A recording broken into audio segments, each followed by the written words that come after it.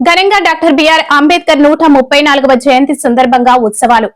మహిళలు, కార్మికుల హక్కుల కొరకు అలుపెరగని పోరాటం చేసినటువంటి యోధుడు బాబాసాహెబ్ అంబేద్కర్ జిల్లా కలెక్టర్ ఎంఎన్ హరేందర్ ప్రసాద్ మరియు దక్షిణ ఎమ్మెల్యే వంశీకృష్ణ యాదవ్.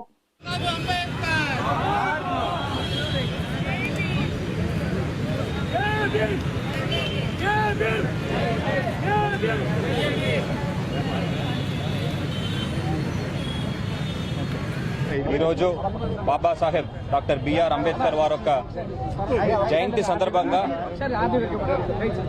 విశాఖపట్నం ప్రజల ప్రతి ఒక్కరికి శుభాకాంక్షలు తెలియజేస్తున్నాను. విశాఖపట్నం నగరంలో బాబాసాహెబ్ యొక్క విగ్రహానికి మర్యాద చేయడం జరిగింది. రాష్ట్ర ప్రభుత్వం దీని యొక్క స్టేట్ ఫెస్టివల్గా అనౌన్స్ చేయడం జరిగింది. దీని మేరకు ప్రతి జిల్లాల్లో కూడా ఇలాంటి వేదికలు జరుపుకుంటున్నాము.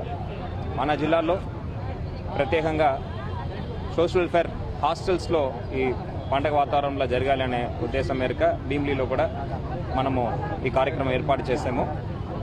రాష్ట్ర ప్రభుత్వం గౌరవ ముఖ్యమంత్రి వారి ఆదేశాల మేరకు, డిప్యూటీ సీఎం గారు ఒక ఆదేశాల మేరకు ఎన్నో సంక్షేమ అభివృద్ధి కార్యక్రమాలు చేపడుతున్నారు. గౌరవ డాక్టర్ బిఆర్ అంబేద్కర్ వారు ఒక కళాన్ని నెరవేర్చడానికి,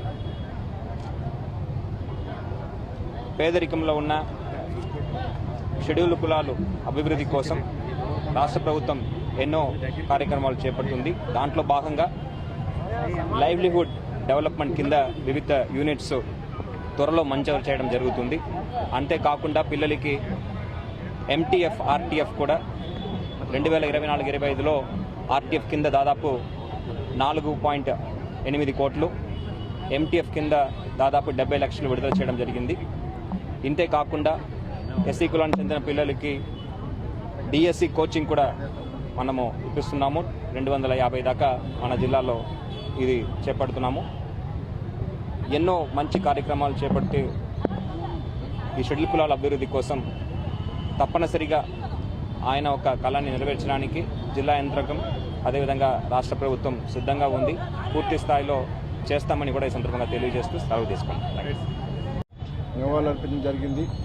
ఆయన లేకపోయినా కూడా మన మధ్య ఉన్నట్టుగా భావించి ఇవాళ కలెక్టర్ గారు, యూఎండీ చైర్మన్ గారు, మా ఎమ్మెల్సీ గారు అందరం కూడా ఇవాళ ఈ కార్యక్రమంలో పాల్గొనడం జరిగింది.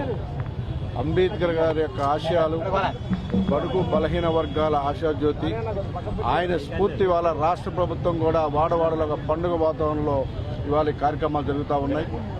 బడుగు బలహీన వర్గాల ధ్యేయంగా, రాజ్యాంగ నిర్మాతగా మా లాంటి వాళ్ళకి ఎంతో ఆదర్శంగా ఇవాళ ఆయన ఇచ్చినటువంటి రాజ్యాంగంలో పొందుపరిచినటువంటి కొన్ని కారణాల వల్ల మాలాంటి వాళ్ళు ఇలాంటి పొజిషన్ కూడా రావడం జరిగింది. కాబట్టి ఆయన యొక్క ఆశయాల కోసం ఇవాళ సీఎం గారు కానీ, డిప్యూటీ సీఎం కానీ ప్రతి ఒక్కరు కూడా ఆయన ఆశయాల కోసం పనిచేస్తూ ఉన్నారు.